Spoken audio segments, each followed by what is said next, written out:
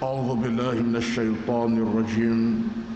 بسم الله الرحمن الرحيم. الحمد لله رب العالمين الرحمن الرحيم مالك يوم الدين. إياك نعبد وإياك نستعين. اهدنا الصراط المستقيم صراط الذين أنعمت عليهم غير المغضوب عليهم ولا الضالين. آمين.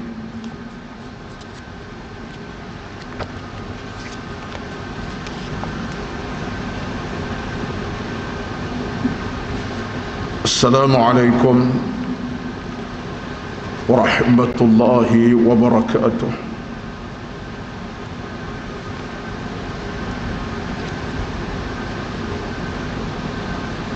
الحمد لله الواحد الأحد الفرد الصمد الذي لم يلد ولم يولد ولم يكن له كفوا أحد. أشهد أن لا إله إلا الله وحده لا شريك له، وأشهد أن محمدا عبده ورسوله. ربنا عليك توكلنا وإليك أنبنا وإليك المصير. ربنا افتح بيننا وبين قومنا بالحق وأنت خير الفاتحين. بسم الله الذي لا يضر مع اسمه شيء في الأرض ولا في السماء وهو السميع العليم. بسم الله الذي لا يضر مع اسمه شيء في الأرض ولا في السماء وهو السميع العليم. بسم الله الذي لا يضر مع اسمه شيء في الأرض ولا في السماء وهو السميع العليم. اللهم إنا نسألك الهدى والتقى والعفاف والغنى، وزدنا ولا تنقصنا برحمتك يا أرحم الراحمين.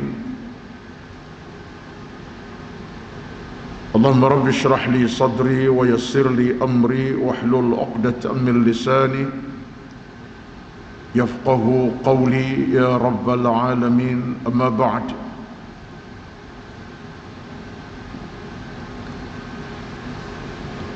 أعوذ بالله من الشيطان الرجيم. يا أيها الذين آمنوا اتقوا الله حق تقاته ولا تموتن إلا وأنتم مسلمون. Yang bermaksud, wahai orang-orang beriman, bertakwalah pada Allah dengan sebenar-benar takwa, dan janganlah mati melainkan mati sebagai seorang yang beriman, menyerah diri kepada Allah Azza wa Jalla. Sadaqallahul Azim. Surah Al-Imran ayat 102. Yang dihormati dikasihi pengurus Masjid Badar Sunway dan seluruh dan kuasa pengurusan masjid, Sahibul Fadilah Tuan Imam kita yang bertugas pada malam ini, dan yang dihormati, yang diraikan seluruh kehadiran para jamaah muslimin dan muslimat, tuan-tuan, puan-puan, hadirin hadirat yang dirahmati Allah sekalian. Pertama-tama, alhamdulillah, kesempatan yang berkat pada malam ini, kita bersyukur pada Allah Azza wa Jalla dapat kita berhimpun di majlis yang berkat, satu majlis yang diraikan bersama oleh para malaikat dengan rahmat dan hidayah daripada Allah Azza wa Jalla, dengan tujuan yang murni dan tujuan yang satu yang tidak membeza-bezakan kita, iaitulah untuk meraih redha Allah Azza wa Jalla. Di samping kita mengisi hidup ini dengan ilmu yang bermanfaat, karena ilmu adalah merupakan pemandu kepada kita. Dengan ilmu, mudah-mudahan amal kita sempurna. Dengan ilmu, mudah-mudahan hati kita bahagia. Dengan ilmu, mudah-mudahan hidup kita dalam redha ilahi. Amin ya rabbal alamin. Al-Imam Ibnu Qayyim Al-Jauziyah dalam satu ungkapan yang menarik menyatakan kepada kita bahawa hati yang sentiasa bercahaya itu datang dari dua sumber yang utama. Hati bercahaya datang dari dua sumber yang utama. Pertama, hati bercahaya bila ilmu masuk dalam hati tersebut. Ilmu akan mencahayakan hati. Dan hati boleh bercahaya. Yang kedua, disebabkan oleh istiqamah dalam kita berilmu. Ilmu masuk dalam hati, hati bercahaya. Dan hati lebih bercahaya bila kita dapat istiqamah dengan ilmu. Jadi ini merupakan satu pandangan yang menarik daripada Al-Imam Ibnu Qayyim Al-Jauziyah untuk kita jadikan sebagai nadi kekuatan. Ilmu kita raih, istiqamah kita lakukan. Ilmu kita capai, istiqamah kita laksanakan. Ilmu kita cari, istiqamah kita pasakkan. Bila kedua-dua ini berada dalam kehidupan kita, cahaya hati akan nampak. Hati tidak kelam, tidak sakit, tidak mati, tapi hati sentiasa bercahaya. Dan bila hati bercahaya, insya-Allah cahaya itu akan memancar perjalanan, menyuluh perjalanan kita. Dan bila suluhan itu berada jalanan kita, insya-Allah ibarat kata mudahnya, tak mudah jatuh lubang, tak mudah terserap batu, dan tidak mudah dangga divider lah. Dalam bahasa mudah macam itulah. Maksudnya kita mudah melakukan sesuatu yang dosa, yang kotor, yang keji, sebab hati bercahaya. Jadi itulah harapan kita. Itulah sebenarnya yang kita dambakan. Saban malam tuan-tuan hadir ke masjid di samping berjemaah untuk dengar ilmu, di samping istiqamah dengan ilmu, maka cahaya bersama dengan tuan-tuan dan saya. Amin ya rabbal alamin. Itu satu hadis yang kita jangan tinggal. Nabi ajar kita minta kepada Allah, Allahumma inni a'udzubika min 'ilmin la yanfa' wa min nafsin la tashba' wa min du'ain la yusma'. Kita minta pada Allah Subhanahu wa taala jangan kita hidup dalam suasana ilmu yang tak bermanfaat. Kita minta pada Allah jangan kita hidup suasana doa yang tak didengari. Kita minta kepada Allah jauh daripada gangguan-gangguan kejahatan, keburukan. Jadi harapan kita bersama-sama tidak pernah membezakan kita. Tuan-tuan, puan-puan semua yang hadir pada malam ini, alhamdulillah kita kembali bertemu sekali sebulan. Untuk malam ini, dalam kupasan hadis pilihan daripada kitab 40 hadis membudayakan as-sunnah, hadis yang saya bawa pada malam ini satu hadis yang panjang sebenarnya, tetapi dalam masa yang terbatas sehingga jam salat isyak ataupun jam adzan isyak, saya akan cuba untuk meringkaskan dan padatkan perbincangannya, mudah-mudahan dengan izin Allah. Di mana hadis datang daripada Al-Imam At-Tirmidzi, hadis sahih. hasanun hadis yang sahih, yang mungkin sebagian kalangan kita malam yang hadir pada malam ini sudah mendengar hadis ini dan sudah memahami beberapa kupasan tentangnya, dan ada kemungkinan yang belum dengar lagi hadis ini. Maka apapun ceritanya, kita cuba nak tengok bersama hadis yang saya nak baca dan kupasannya. Amin ya rabbal alamin. An Abil Abbas Abdullah ibn Abbas radhiyallahu anhuma qala kuntu خلف النبي صلى الله عليه وسلم كنت خلف النبي صلى الله عليه وسلم يوما فقال يا غلام إني أعلمك كلمات احفظ الله يحفظك احفظ الله تجده أمامك تعرف إلى الله في الرخاء يعرفك في الشدة واعلم أنما أخطأك ما لم يكن ليصيبك وما أصابك لم يكن ليخطئك واعلم أن النصر مع الصبر وأن الفرج مع الكرب وأن مع العسر يسرا. صدق Rasulullah sallallahu alaihi wasallam.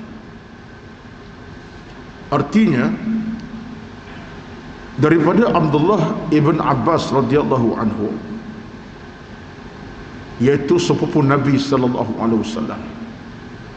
Al-Abbas ayahnya adalah pak saudara Nabi, maka kedudukan Abdullah sepupu Nabi sallallahu alaihi wasallam dalam usia yang berjarak. Maknanya dia orang muda, dengan Nabi berjarak jauh. Satu ketika dia sebutkan dari riwayat, katanya Abdullah bin Abbas, aku bersama Nabi dalam satu perjalanan di mana aku belakang Nabi. Jadi kalau ikut kepada cerita ini, di atas kenderaan lah, mungkin unta, mungkin keldai, mungkin kuda, menunggang bersama. Dan di belakang Nabi, Nabi di hadapan. Kalau kita tengok kepada secara lebih tepat, mungkin unta, tidak yang lain. Lalu kata Ibn Abbas radhiyallahu anhu, Nabi SAW telah bersabda kepadaku dengan makna hadisnya, ya ghulam. Ghulam ini dalam terjemah bahasa Arab anak lelaki. Ghulam ini anak lelaki. Wahai budak lelaki, soal macam itulah. Wahai budak, dan memang Abdul Abbas budak lagi. Dan budak yang matang. Bukan budak yang tak matang. Dia remaja yang matang. Sebab tu dia boleh dia macam ni. Kerana kematangannya, walaupun dia muda tapi matang. Dia boleh cerita balik apa yang Nabi sebut satu persatu, satu persatu. Lalu katanya Nabi bersabda, wahai budak, dialah,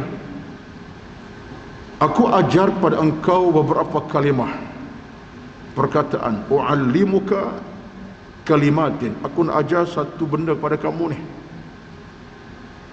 satu perkara yang kau boleh fahami tentangnya. Satu bukan satu, maksud satu bukan satu lah, tapi maksudnya beberapa perkara yang kau boleh faham. Yang pertama Nabi ajar kepada Abdullah bin Abbas, apa dia tuan-tuan? Ihfazillaha yahfazka, ihfazillaha tajiduhu amamaka. Yang pertama Nabi kata, peliharalah Allah, nescaya Allah akan melihara engkau. Peliharalah Allah, nescaya engkau menemui Allah di hadapanmu. Ini ambil terjemahan secara harfilah. Pelihara Allah, ihfaz ni pelihara, jaga.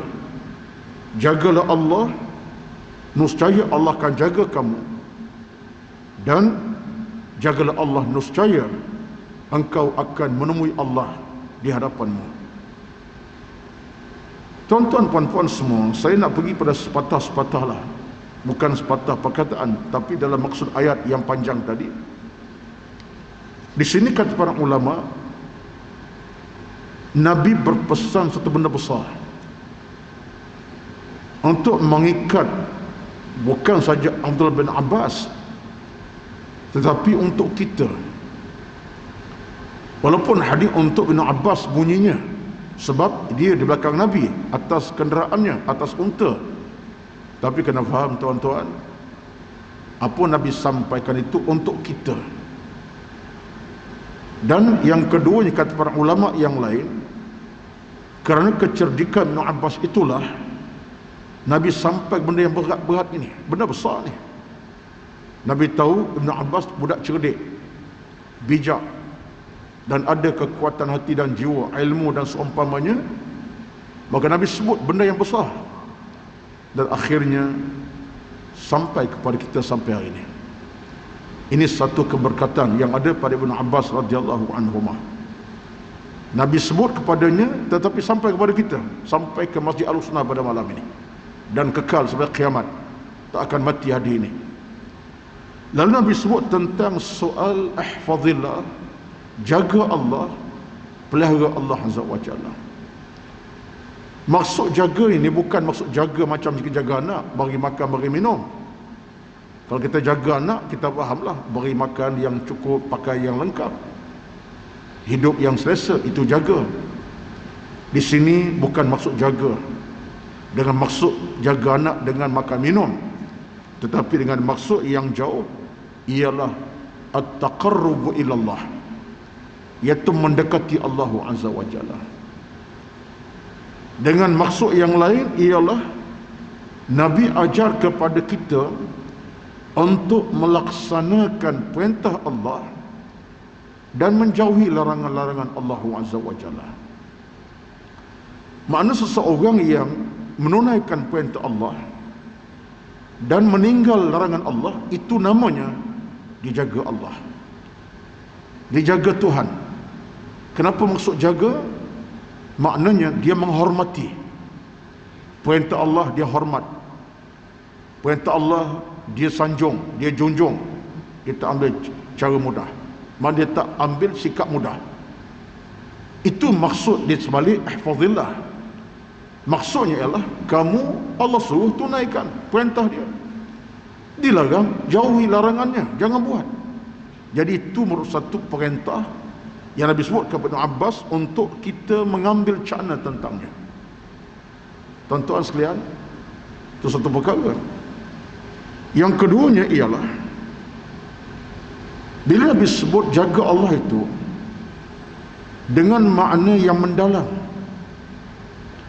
Sebab dalam agama ini memang banyak benda kita kena jaga, terutama dalam hak-hak dalam kita beribadat kepada Allah Azza wa Jalla. Tak boleh kita mencabur kehormatan agama dengan cara mudah. Kata Al-Imam An-Nawawi rahmatullahi alaihi, seseorang yang tidak melakukan apa Tuhan suruh, maksudnya maksiat pada apa Tuhan perintah, dan dia buat apa Tuhan larang. Larang dia buat, suruh tak buat, bahkan enggan buat.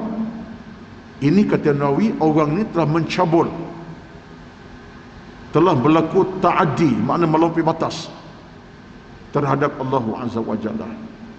Seolah-olahnya aku tak kisah perintah Tuhan, aku tak peduli. Siapa Allah itu?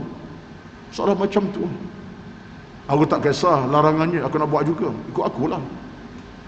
Aku ada kemahuan, keinginan. Orang macam ni disebut sebagai yata'adda ataupun melampaui batas. Dalam bahasa saya kata mencabul kehormatan Allah Azza wa Jalla. Ini berat.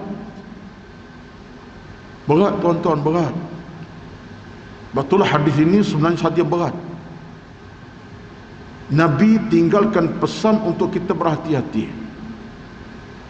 Kerana apapun keadaan kita sebagai hamba Allah, tetap kita hamba dia. Bila kita hamba Allah Azza wa Jalla, maka ada Tuhan yang menaungi kita. Siapa? Allah Azza wa Jalla lah. Dah ada Tuhan naungi kita, sebagai hamba kena patuh naungan Tuannya. Macam kita ada seorang maid di rumah, pembantu rumah lah, nak kata hamba jangan, tak sesuai. Pembantu rumah kita, kita gajikannya, kita bayar segala-galanya, masuk ke rumah kita dengan bayaran yang lengkap. Hak kita ada pada dia. Kita suruh tolong bersihkan rumah ya, nampak berdebu kotor sangat ni, kita minta bersihkan rumah. Itu kewajipan dia kepada kita sebab kita bayar dia. Tapi tiba-tiba kata apa, tuan sendiri buat, saya tak mau buat, saya letih. Ini namanya maid yang angkuh, layak untuk dimarahi, layak untuk dimarahi. Jangan pukul, sudahlah sampai mati, layak untuk dimarahi. Sebab apa? Suruh bersih rumah, dia kata tuan buat sendiri, macam dia bos pula. Selayaknya bila suruh bersihkan rumah, ditunaikanlah. Contoh demikian Allah Azza wa Jalla. Apa kelaikan kita dengan Tuhan, tuan-tuan? Kelaikan kita ialah hamba dia. Bila Allah sebagai penaung kita, penjaga kita, yang hafizun alaina, yang jaga kita, maka yang kita kena tunaikan adalah hak-hak dia lah. Dia suruh buat, ditinggal larang. Inilah yang agama nak kepada kita. Dan konsep ini satu konsep jelas dalam agama. Bahkan menurut pandangan para ulama salafun as-salih, kita tak ada hujah sama sekali untuk menidakkan apa Tuhan suruh dan Tuhan larang. Kenapa tidak ada hak? Pertama, dia berkuasa atas kita, dia Tuhan kita.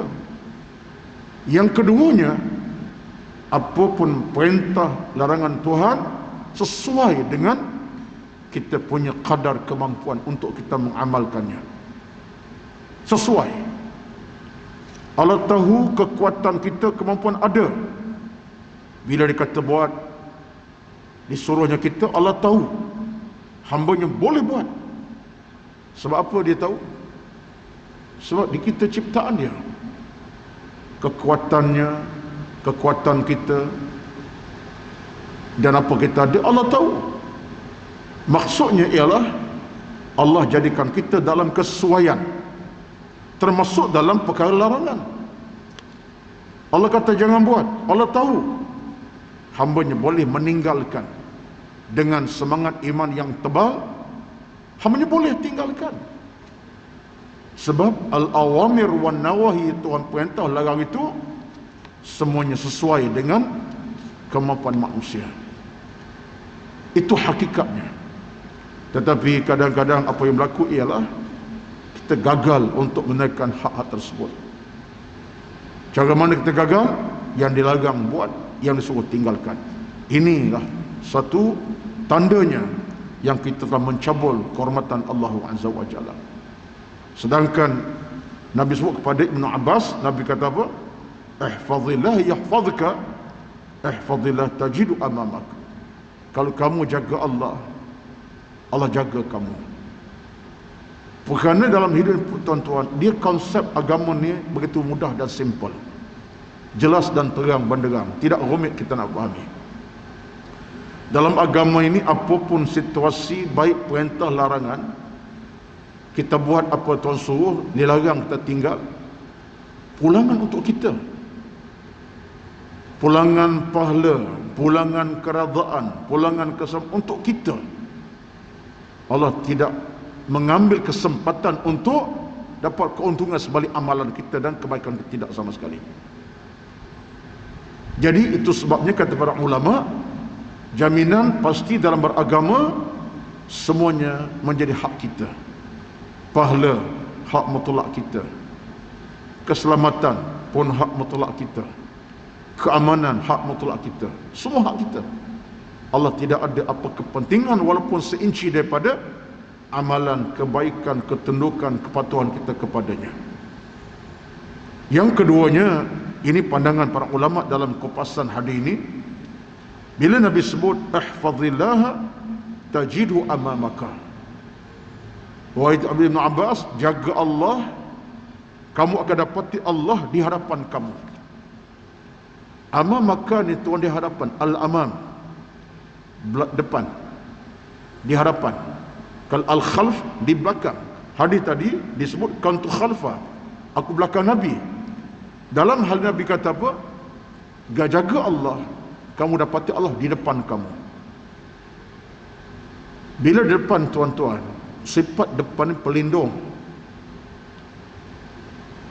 Sifat orang depan pelindung bagi orang belakang. Itu sifat orang depan. Dia jadi pelindung bagi orang belakang. Bentenglah mudah-mudahnya. Tuan-tuan, Allah Azza wa Jalla ni adalah pelindung kepada kita. Khairun hafizah, sebaik-baik pelindung.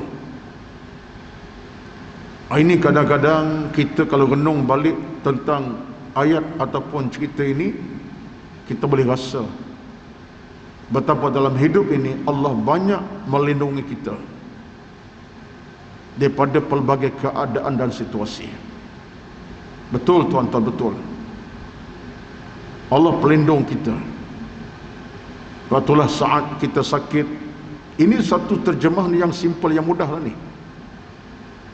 Kita sakit, Allah yang beri kesembuhan. Pelindung tu. Kita diuji, Allah beri di sana pintu kerahmatan, keselamatan. Pelindung tu. Pelindung. Dalam kepayahan datang kesenangan. Pelindung. Dan kita pun tak putus minta pada Allah keselamatan. Minta pada Allah lindungan daripada kejahatan dan keburukan. Sebab Allah tidak pernah biarkan hambanya dalam keadaan berseorangan. Allah bersama kita, tak kira waktu dan masa, malam dan siang, pagi petang. Bahkan kata para ulama salafun as-salih, Allah sentiasa jadi pelindung hambanya dalam semua keadaan, dalam semua situasi.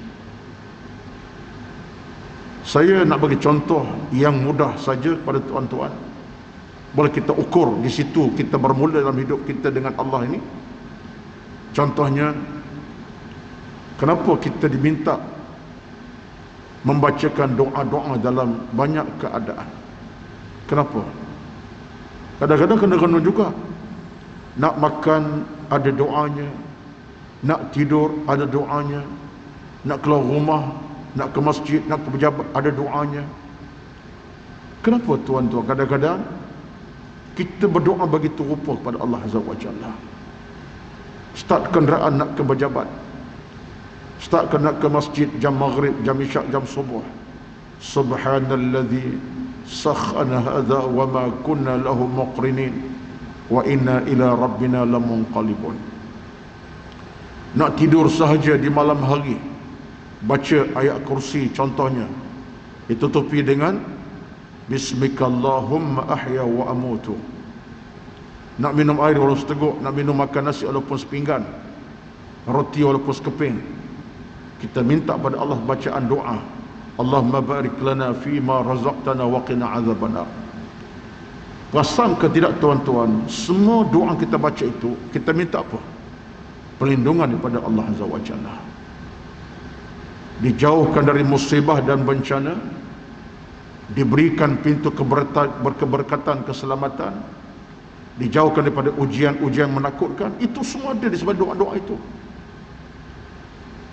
Itulah nilai doa dalam hidup beragama tuan-tuan. Satu cara kita lindung pada Allah Azza wa Jalla, minta lindung, Allah lindung kita.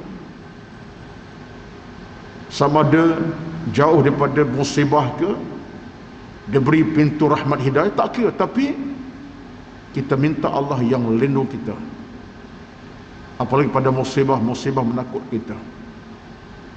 Waktu harga doa dalam agama ni mahal, bukan murah. Sehingga ada seorang ulama yang bernama Al-Imam Abu Laith As-Samarqandi, dia sebut antara orang paling bakhil di kalangan manusia siapa tuan-tuan? Orang tak nak berdoa. Orang paling bakhil di antara manusia, orang tak nak berdoa. Tak ada doa, tak ada. Nak makan tak doa, lemak kenyang tak ada doa, nak keluar ke rumah tak ada doa, nak keluar rumah tak ada doa, nak masuk tandas doa, tak ada doa. Hidup ni tanpa doa. Nak pakai pakaian doa tak ada, nak masuk masjid doa pun tak dibaca, doa tak ada. Mereka dia buat kerja tanpa doa. Orang ni dianggap paling bakhil. Paling bakhil. Maksudnya ialah dia seolah angkuh dengan Allah Azza wa Jalla. So dia merasakan dia boleh selamat daripada bencana musibah. Tak berdoa pun aku selamat, aku boleh rahmat. Tak ada. Jadi kedudukan orang macam dianggap bakhil kerana tak berdoa.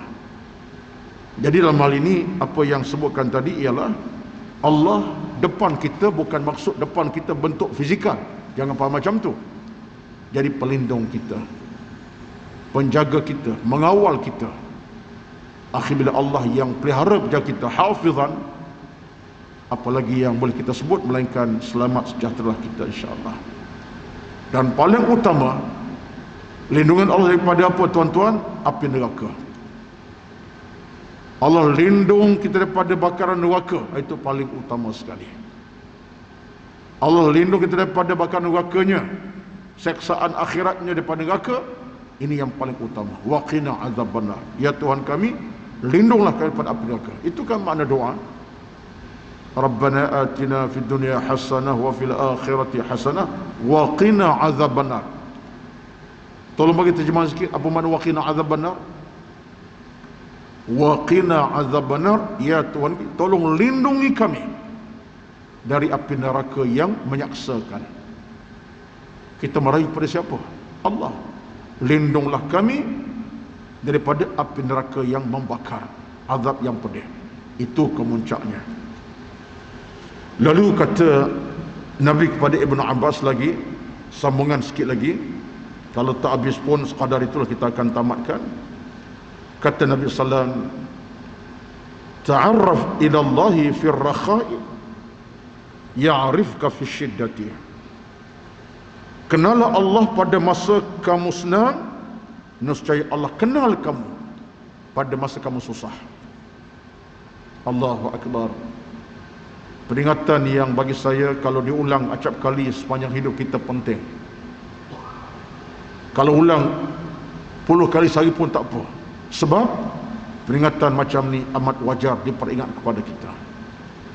Sebab dalam hidup ni senang susah benda biasa berlaku. Tak ada siapa yang tak pernah senang, tak siapa yang tak pernah susah. Susah senang ni semua ada merupakan situasi manusia dalam hidup. Dalam bab harta benda ada orang susah di awal hidup, senang kemudian. Ada orang senang awal hidup, susah kemudian. Macam-macam tuan-tuan. Bab harta, bab kehidupan rumah tangga bersama. Ada orang susah di awal kehidupan rumah tangga, tapi senang kemudiannya. Ada orang senang di awal rumah tangga, susah bencana kemudiannya. Macam-macam. Dia susah senang ni adalah merupakan benda yang meliputi kehidupan kita malam, siang, pagi, petang. Kita boleh sombong dengan perkara senang susah ni tuan-tuan. Kalau kita tengok balik dalam urusan beragama, kita boleh nilai. Ada saat kita senang, bab harta ke, makan minum ke, apa saja, ada masa kita susah dan senang tu biasa berlaku. Dalam mana Nabi sebut kepada Ibn Abbas, dia kata apa? Kenal Allah pada kamu waktu senang, Allah kenal kamu pada waktu susah. Sebab apa tuan-tuan Nabi dah waktu senang? Sebab biasa manusia bila senang dia lupa. Kita manusia bila senang dalam bab harta benda, senang dalam bab rezeki kehidupan, senang dalam soal kesihatan, kadang-kadang lupa tuan-tuan. Rezeki sihat, Masya Allah, tak sakit, tak demam, tak ada penyakit. Senang, senanglah tu, senang, sehat senang. Kadang-kadang senang tu dilupakan Allah. Nak rukuk, tak apa nak rukuk mana, nak sujud tak sujud, nak masjid tak datang. Senang. Makan mudah, hidup senang. Tapi bila Allah uji susah, dia berkenan. Susah saja nampak bukan takat wajah masjid, muka tu imam dia nampak sekali. Bukan dia Tok Bilal nampak muka Tok Bilal, baru nampak muka Tok Bilal. Belum tak kenal Tok Bilal pun sebab rumah dia je. Kita masuk macam tu. Bila Allah uji kepayahan, kita nampak sebarang benda secara total. Nampak mati, nampak benda-benda yang macam-macam. Sebab itulah senang ni ujian. Susah tu kadang-kadang bukan ujian dah. Senang tu ujian. Maksudnya ialah senang itu boleh jadi kita gagal jaga kesenangan, kita lupa. Itulah ujian. So orang susah, biasa orang susah ini kan ujian mana pun, sebab dia biasa susah. Bila dia susah ni, dia tak apa nak susah mana, relax lah. Tapi bila orang senang, dia lupakan Allah. Tak juga bermaksud orang susah tak lupakan Allah. Ada orang susah lupakan Tuhan, payah juga. Tapi susah senang ini adalah suatu benda biasa kepada kita. Maka Nabi sebut, kena Allah pada waktu senang, Allah akan sama ke waktu kamu susah. Ini maksud tuan-tuan, kita kena ada pertimbangan yang patut dalam kehidupan kita. Masa senang, bab harta ke, bab rezeki apa sekalipun, sihat badan, tolonglah kita dekat Allah Azza wa Jalla. Syukur pada Allah. Senang dengan harta yang banyak, sedekah ditunaikan, zakat dilakukan, tolong orang kita lakukan. Senang dengan nikmat fizikal yang elok, tumpah ke jalan kebaikan malam siang, tumpah ke jalan ilmu malam siang. Boleh jadi berlaku satu benda kita tak duga, apa dia? Susah. Datang satu keadaan menyusahkan kita, harta yang banyak mungkin hilang. Orang berniaga mungkin ketika senangnya dia zakat dia tunaikan, sedekah dia beri, tetapi tak dijangka dengan nikmat rezeki banyak Allah beri kesusahan, mungkin hilang ke, terbakar ke, orang tipu ke. Ketika susah, jangan bimbang, Allah akan tolong. Sebab apa? Senang dia kenal Allah, susah Allah lagi akan tolong bantunya. Ini suatu di antara perkara yang kita kena faham dalam sebuah kehidupan. Kita tidak nak saat kita senang kita kufur nikmat, susah baru cari Allah Azza wa Jalla. Ini bukan akhlak orang beriman. Mana orang beriman senang cari Allah, dekat dengan Allah, susah lagilah dicari Allah. Sebab apa? Dia tak lupa pada Allah, senang dan susahnya. Betul, orang beriman tuan-tuan, Nabi sebut terbaik kerana dia sabar dan syukur. Allah beri nikmat, dia syukur, Allah uji dia sabar. Ini orang kata, Nabi kata orang terbaik. Syukur, sabar itu bersama dalam hidupnya. Jadi mudah-mudahan kita yang hadir pada malam ini, kita semua insaf akan kesenangan kita ada, kepayahan kita nikmati, kita hadapi, tak lupa lalai kepada Allah Azza wa Jalla. Itu yang utama. Dan ini semua datang daripada hati yang bersih, ilmu yang bertapak dalam dada, iman yang ada mati jantung. Ini semua menjadi asbab kepada kita untuk kenal Allah. Senangnya kenal, susah pun kita kenal Allah Azza wa Jalla. Itulah sekadar pertemuan pada malam ini. Dalam kesempatan jam maghrib isyak memadailah untuk sekadarnya. Mudah-mudahan sampai mesej ilmu pada malam. Tak banyak pun sikit, yang bercakap dapat ilmu, dapat kefahaman, yang dengar pun dapat ilmu kefahaman bersama. Amin ya rabbal alamin. Kerana kita ni tuan-tuan dalam satu perjalanan, satu matlamat yang tidak membeza-bezakan kita. Semua kita sama perjalanan kita, nak tuju kepada Allah Subhanahu wa taala. A'udzubillahi minasyaitonir rajim. Bismillahirrahmanirrahim. Alhamdulillahi rabbil alamin. Wassalatu wassalamu ala sayyidina Muhammad wa ala alihi wa sahbihi ajma'in. Allahumma inna nas'aluka ridha'aka wal jannah. Allahumma arhamna ya karim. Allahumma ighfir lana dhunubana wa liwalidina warhamhuma kama rabbawna sighara. Ya karim ya mannan ya mujib as-sa'ilin. Rabbana atina fid dunya hasanah wa fil akhirati hasanah qina adzaban nar. Wassallallahu alaihi wasallam Muhammad walhamdulillahi rabbil alamin. Assalamu alaikum warahmatullahi wabarakatuh.